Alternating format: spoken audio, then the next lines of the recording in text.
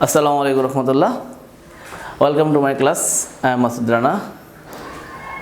Today I will discuss about simple complex compound. Simple complex compound এর উপর এটা আমার চতুর্থ নাম্বার ক্লাস। আজকে আমি তোমাদের এই ক্লাসে দেখাবো দেখো টাক্সারটা দেখো কি লিখলাম, subject plus being having verb plus ING extension, তারপরে কমার পরে আবার সাবজেক্ট ভার্ব প্লাস এক্সটেনশন। যখন এটা আমরা কমপ্লেক্স করব, দেখো কমপ্লেক্স করলে কি হবে, হোয়েন সাবজেক্ট বিবার, এখানে বিং বলতে এই যে বিবার বলতে বিং মানে কি am is are was were, কি হবে am is are was where। having বলতে কি বোঝায়, have has it, have has had। হ্যাঁ, বাকি আর বার প্লাস আইএনজি, তখন এই বারটা হবে এক্সটেনশন, বাকি যে আছে কমার পরের অংশ ওই হয়ে থাকবে। কম্পাউন্ড করলে এখানে আমি কিন্তু দেখো তোমাদের সাবজেক্ট একটা সাবজেক্ট, পরে বি ভার্ব লিখলাম, হ্যাভ ভার্ব বার এক্সটেনশন এন্ড, পরে কিন্তু একটা সাবজেক্ট আছে। তাহলে বুঝতে হবে এই দুইটা সাবজেক্ট কি আলাদা, কি সেটা আলাদা। খেয়াল করো সাবজেক্ট কি, এখানে একটা সাবজেক্ট আছে আর অপর দিকে এই দিকে একটা সাবজেক্ট আছে, দুইটা সাবজেক্ট আলাদা। এক্সাম্পল খেয়াল করো, দ্য সিম্পল লেখা, the game being over, the game being over, খেলা শেষ হয়, উই রিটার্নড হোম, আমরা বাড়ি ফিরে গিয়েছিলাম। এই যে খেলা শেষ হয় আমরা বাড়ি ফিরে গিয়েছিলাম, এখানকার গেম হলো সাবজেক্ট, উই হলো সাবজেক্ট, দুইটা সাবজেক্টই কিন্তু ভিন্ন, বুঝতে পারছো? দেখো ভালো হবে, দি গেম এটা একটা সাবজেক্ট, উই এটা একটা সাবজেক্ট। এখন আমি তোমাদের আগের ক্লাসে দেখাইছিলাম বি বা এখন লিখলাম যে অ্যামিজার বিবার মানে কি অ্যামিজার ওয়াজয়ার। প্রশ্ন হচ্ছে আমি কখন বিবার মানে অ্যামিজার লিখবো, কখন ওয়াজয়ার লিখবো, সেটা ডিপেন্ড করে কমার পরে যে বার্বটা আছে, এই বার্বটা যদি বার্বের পাস্ট ফর্ম থাকে তাহলে তোমরা ওয়াজয়ার চিন্তা করবা, বার্বের প্রেজেন্ট ফর্ম থাকলে তোমরা অ্যামিজার চিন্তা করবা। কথাটা কি বুঝতে পেরেছো? যে কমার পরে যে বার্বটা থাকবে এটা যদি বার্বের প্রেজেন্ট ফর্ম থাকে অথবা ফিউচার টেন্সে থাকে তাহলে এখানে অ্যামিজার চিন্তা করবো আমরা বিং, আর যদি বার্বের পাস্ট ফর্ম থাকে তাহলে এটা আমরা চিন্তা করবো ওয়াজয়ার। এখন দেখো তাহলে আমরা কীভাবে শুরু করতে পারি, দেখো দেখো দি গেম সাবজেক্ট সরি এখন তো হোয়েন আসবে, কি আসবে যখন এই মানে সাবজেক্ট প্লাস আমরা যদি সিম্পলি এইগুলো দেখি,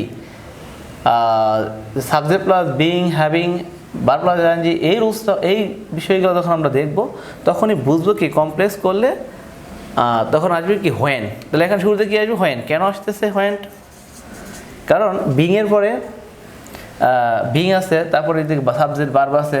প্রশ্ন হতে পারে তোমাদের স্যার যে বিং থাকলে তো আমরা সিন্সেস দিতে পারি, যদি পরের সেন্টেন্সটা দ্বারা কারণ মিন করে, কারণ তাহলে হবে সিন্সেস, এটা মাথায় রাখতে। কারণ যদি মিন করে যে কোনো সেন্টেন্স দ্বারা পরের কমার পরের অংশ দ্বারা অথবা কমার আগের দ্বারা যদি কারণ মিন করে, কারণ দুইটার একটা এর দ্বারা কারণ, তাহলে কী আসবে সিন্স এস, কী হবে সিন্সেস।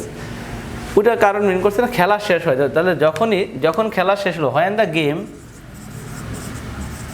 তাহলে এখানে কিন্তু এটা বারের পাস্ট ফর্ম, রিটার্ন বারের পাস্ট ফর্ম। এখানে কী হবে, আমরা কি অ্যামিজার চিন্তা করবো না, কি চিন্তা করব, যখন এখানে বারের পাস্ট ফর্ম থাকবে তখন চিন্তা করতে হবে কি ওয়াজ ওয়ার। তাহলে কী হবে when the game was over, যখন খেলা শেষ হলো, we returned home, we returned.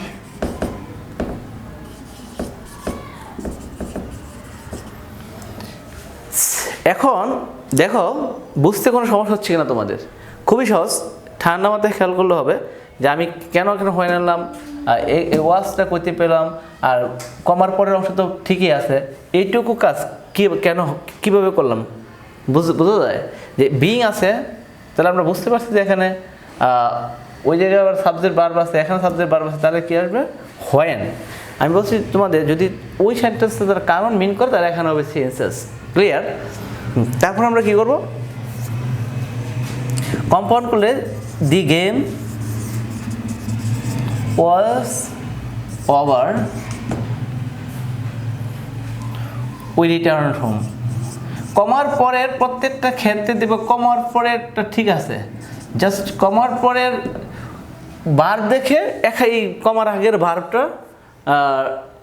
ভার্বটা হয় আর কি, কমার পরের ভার্বটার উপর ডিপেন্ড করে এই ভার্বটা হয়, এইটা তোমাদের মাথায় থাকতে হবে। আমার মনে হয় এটা খুবই সহজ হওয়ার কথা, যদি ভালোভাবে দেখো প্রত্যেকটা বিষয়, এটা থেকে এই টাকচারটা দেন আমি এই যে সেন্টেন্স তৈরি করলাম কীভাবে করলাম, যদি খেয়াল করো তাহলে দেখবো যে খুবই সহজ। ঠিক আছে, তাহলে এবার আমরা আরেকটা রুলস দেখি, মানে আরেকটা কয়েকটা এক্সাম্পল দেখি। দেখো সিম্পল লিখলাম, the sun having set we rest home. সূর্য অস্ত যাওয়ায় আমরা বাড়ি পৌঁছেছিলাম। আরেকটা সিম্পল লিখলাম, দ্য সান রাইজিং। সূর্য উঠায় the fog disappears. The fog disappears অর্থ হলো সূর্য উঠায় কুয়াশা কি হলো, ডিজেপের অদৃশ্য হলো, উধাও হলো। এটা তাহলে এবার আমরা কীভাবে করুন, দেখো খুবই সহজ, একটু চিন্তা করো ভালোভাবে। যে হ্যাভিং সানসেট, হ্যাভিং আছে, সাবজেক্ট আছে, বা এখানে সাবজেক্ট আছে, তাহলে কী লিখবো, when the sun had set. Having মানে কি, হ্যাভ, হ্যাজ, হ্যাড। প্রশ্ন হচ্ছে আমরা কখন হ্যাড চিন্তা করবো, কমার পরে বারবার যদি বারবার পাস্ট ফর্ম, তাহলে এখানে অবশ্যই হ্যাভিং, হ্যাভ এজ হ্যাড। এখানে হ্যাভ এজ হলো বারবার প্রেজেন্ট ফর্ম, হ্যাড হলো বারবার পাস্ট ফর্ম। সো এখানে হবো হ্যাভিং এর, হ্যাভের পাস্ট ফর্ম হ্যাড। ক্লিয়ার? কমার পরের অংশ যেটা আছে ওইটাই থাকবে।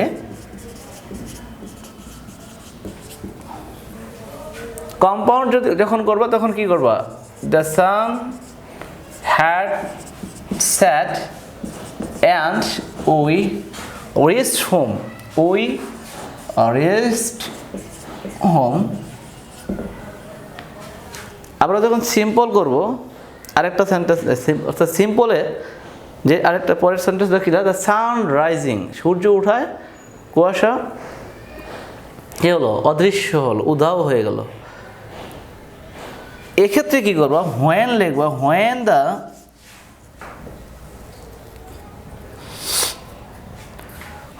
The sun rise.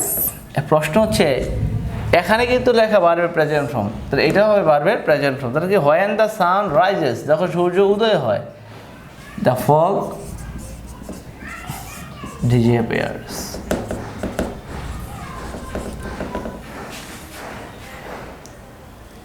কঠিন?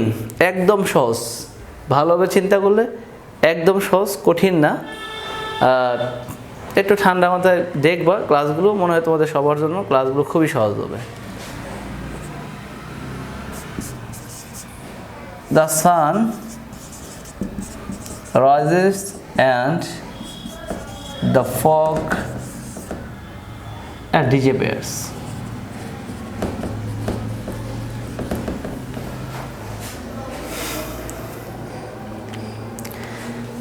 সাবজেক্ট হ্যাভিং,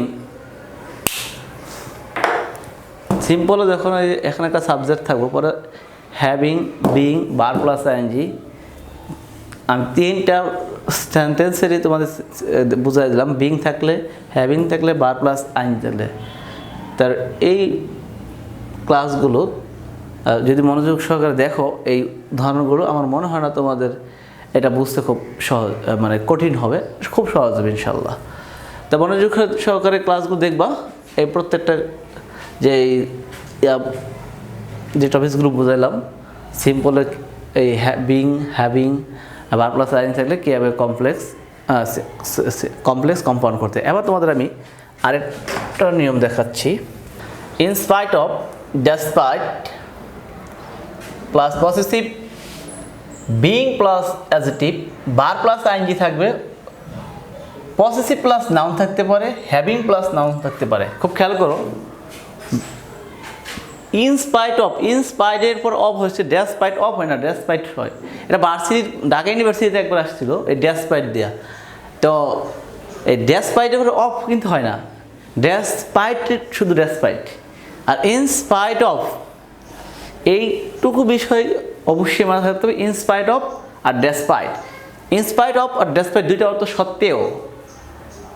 পসেসিভের পরে কি থাকতে পারে, বিং প্লাস অ্যাডজেক্টিভ অথবা শুধু বার প্লাস আইএনজি থাকতে পারে, পসেসিভ প্লাস বার প্লাস আইএনজি থাকতে পারে, হ্যাভিং প্লাস নাউন থাকতে পারে, অথবা শুধু পসেসিভ প্লাস নাউন থাকতে পারে। এই অপশনটি থাকবে পরে সাবজেক্ট প্লাস বার প্লাস এক্সটেনশন। এটুকু অবশ্যই একটু মাথায় রাখতে হবে তোমাদের এই ইয়াটা, যে কি in spite of, despite, possessive plus noun, being plus adjective, possessive plus being plus adjective, possessive plus noun অথবা বার plus I N G, having plus noun. Clear? এইটু তো সিম্পলে থাকবে। তখন আমরা যখন কমপ্লেক্স অ্যান্ড কম্পাউন্ড করবো, কমপ্লেক্স করলে ইনস্পাইট অফ বা ডেসপাইট থাকলে হয় কি দো অলদো। তারপর সাবজেক্ট, বিভার, অ্যাডজেক্টিভ। বিভার এখানে শুধু বিভার বলে হবে না, এখানে বার্বও হবে। কি বার্ব যেটা থাকে, হ্যাভিং থাকলে হ্যাভ এজ হ্যাট আসবে, হ্যাভ বার্ব আসবে, হ্যাভ বার্ব। আর তারপরে যেটা সাবজেক্ট প্লাস বার plus extension. Compound subject plus ভিভার, এখানে ভিভার লেখাটা ঠিক হয় নাই, এখানে বার্বও লিখতে হবে, হ্যাভ বার্বও লিখতে হবে। ওকে, হ্যাভ বার্ব, ভিভার, হ্যাভ বার্ব, অ্যাডজেক্টিভ যা থাকে, এক্সটেনশন, বার পর সাবজেক্ট, বার প্লাস এক্সটেনশন। ওকে, আমি দেখো তোমাদের কি এক্সাম্পল দিয়ে বোঝাচ্ছি। কী লিখলাম দেখো, সিম্পলে কী হবে, একটা উদাহরণ দিলাম, দুইটা উদাহরণ। In spite of his poverty he is honest. অর্থ কি, তার দারিদ্রতা থাকা সত্ত্বেও, হি ইজ অনেস্ট, সে সৎ। সে, এটা আমরা এভাবে লিখতে পারি, দেখো তোমরা এভাবে থাকতে পারে যে he is being poverty, this is noun, এর অ্যাডজেক্টিভ হলো পুর, এ পুরো হতে পারে। Inspired of his poverty, inspired of his being পুর, এরকমও থাকতে পারে। তবে নাউন থাকলে অবশ্যই নাউনের অ্যাডজেক্টিভটা জানা থাকতে হবে। ঠিক আছে, তাহলে এবার আমরা কি লিখবো, দো অল দো, এখানে লিখলে হচ্ছে দো হি ইজ কেন এখানে ইজ, যদি এটা বারের পাস্ট ফর্ম হয় তাহলে এখানে ওয়াজ আর, যদি যখন বারের প্রেজেন্ট ফর্ম হবে তাহলে এখানে হবে কি বারের প্রেজেন্ট ফর্ম। তাহলে দো হি ইজ পুর, যদিও সে গরিব, হি ইজ অনেস্ট, সে কি সৎ। আমরা এটা এভাবে লিখতে পারি যে হি ইজ, কম্পাউন্ড করলে হি ইজ পুর। দেখো এখানে কিন্তু এই যে দেখো এই যে হি ইজের মিল আছে, সো আমরা একটু বাদ দিতে পারি, তাহলে কি লিখতে পারি, হি ইজ পুর বাট অনেস্ট। এখন যদি কেউ বলো স্যার যে আমরা লিখলাম হি ইজ পুর বাট হি ইজ অনেস্ট, হবে যেহেতু মিল আছে, হি ইজ পর্যন্ত এখানে হি ইজ মিল আছে, এটা লেখা দরকার নেই, হি ইজ পুর বাট অনেস্ট। ক্লিয়ার? খুবই ইম্পর্ট্যান্ট একটা রুলস, এটা তোমাদের অনেক ক্ষেত্রে। আর সিম্পল, কমপ্লেক্স, কম্পাউন্ড এইগুলো সম্বন্ধে যদি স্বচ্ছ ধারণা অর্জন করতে পারো তোমরা, তাহলে কমপ্লেক্স সেন্টেন্স, কমপ্লিটিং সেন্টেন্সটা খুবই সহজ হবে। সো এই ক্লাসগুলো একটু মনোযোগ সহকারে দেখবা, তোমাদের আরও অন্যান্য যে টপিকসগুলো আছে গ্রামারের, ওগুলো খুবই সহজ হবে এটা ভালোভাবে বুঝতে পারলে। এবার আমি তোমাদের দেখাচ্ছি পরের এটা, ডেসপাইট কামিং আর্লিয়ার, আগে আসা সত্ত্বেও he could not catch the bus, সে বাস ধরতে পারলো না। তাহলে এটা কীভাবে করবা, তা তোমাদের শুরুতে কী করতে, কমপ্লেক্স করলে যে দো অল দো একটা দিলে হয়েছে, দো যেটাই দো দিলে হবে, অল দো দিলে হবে, দো সাবজেক্ট হি। এবার এখানে খেয়াল করতে হবে আমি কী দেবো, তোমরা এখানে কী দেবো, বার প্লাস আইএনজি। তোমাকে খেয়াল করতে হবে এখানে বারটা কী ফর্ম, কুড, এটা বারের পাস্ট ফর্ম, এটা বারের পাস্ট ফর্ম, কুড বারের পাস্ট ফর্ম, এটা বারের পাস্ট ফর্ম থাকায় এখন আমাদেরকে এখানে বারের পাস্ট ফর্ম চিন্তা করতে হবে। কামের পাস্ট ফর্ম কি, কেম। দো হি কেম, যদিও সে এসেছিল earlier, he could not catch the bus, সে বাস ধরতে পারলো না। যখন এটা আমরা কম্পাউন্ড করবো, দেখো কম্পাউন্ড করলে কি হবে,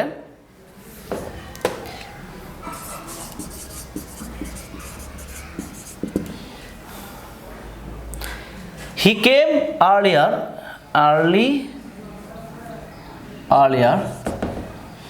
তো তোমরা লিখবা he came earlier but could not, subject যেহেতু এক আর সাবজেক্ট দেওয়া দরকার নেই, could not catch the bus।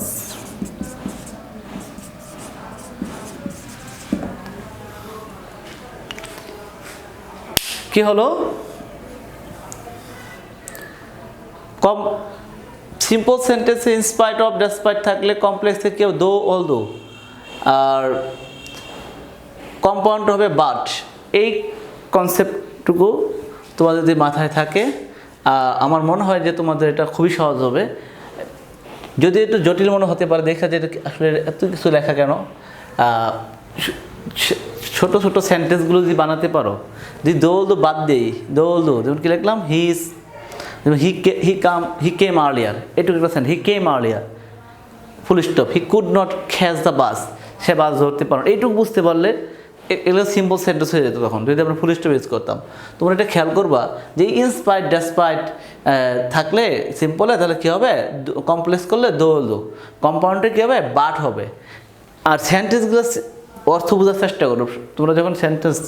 আর ইংরেজি পড়লে ইংরেজিতে তখনই পড়তে ভালো লাগবে, ম্যাথ করতে তখনই ভালো যখন ম্যাথটা আমরা বুঝবো। ম্যাথের যে সূত্রগুলো আছে, যে চ্যাপ্টারটি তোমরা করো, প্রত্যেকটা চ্যাপ্টারের সূত্র এবং ক্যালকুলেশনগুলো প্রত্যেকটা বুঝতে পারবে, ম্যাথ করতে ভালো লাগবে। যে কোনো সাবজেক্টেই, ম্যাথ হোক, অ্যাকাউন্টিং হোক, ফিজিক্স, কেমিস্ট্রি, যে কোনো সাবজেক্ট তুমি যদি বুঝো তোমরা, তাহলে পড়তে ভালো লাগে। সেম ইংরেজি পড়তে তখন ভালো লাগবে তোমার যখন তোমরা ইংরেজিটা পড়ে বুঝবা, অর্থ বুঝবা। আর যদি অর্থ না বুঝো, যে কোনো সাবজেক্ট যদি আমরা অর্থ বুঝি না বুঝি, যেটা পড়তেছি সেটা না বুঝি, সেটা আমাদের সকলের কাছে, তোমার কাছে, আমার কাছে, প্রত্যেকটা তোমাদের সকলের কাছে কি এই টপিকগুলো খুব কঠিন মনে হবে। আর যদি বুঝো, অর্থ বুঝো, যে কোনো সাবজেক্টের যদি অর্থগুলো ভালোভাবে বুঝো, তাহলে ওই পড়ারগুলো খুবই সহজ হবে। সো চেষ্টা করবো প্রত্যেকটা সাবজেক্টের, আর তোমাদের বিশেষ করে ইংরেজির গ্রামারের যে রুলসগুলো আছে, প্রত্যেকটা গ্রামার রুলসগুলো মুখস্থ না করে অর্থ বোঝা, যে কী বলছে আর আমাকে কী করতে বলছে। সিম্পল কমপ্লেক্স এগুলো হোক, অথবা গ্রামারের যে কোনো টপিক্সে হোক, ন্যারেশন হতে পারে, কমপ্লিটিভ সেন্টেন্স। আমার কথা হলো যে তোমাদের জন্য আমার যে সাজেশনটা হলো, তোমরা যাই পড়বা বাড়িতে, ওই টপিকসগুলোর অর্থ বুঝে বুঝে পড়বা, যে কোনো সাবজেক্টের, অন্ধের মতো মুখস্থ করবে না, ঠিক আছে? তো সবাই ভালো থাকবে, আল্লাহ হাফেজ, অল দ্য বেস্ট।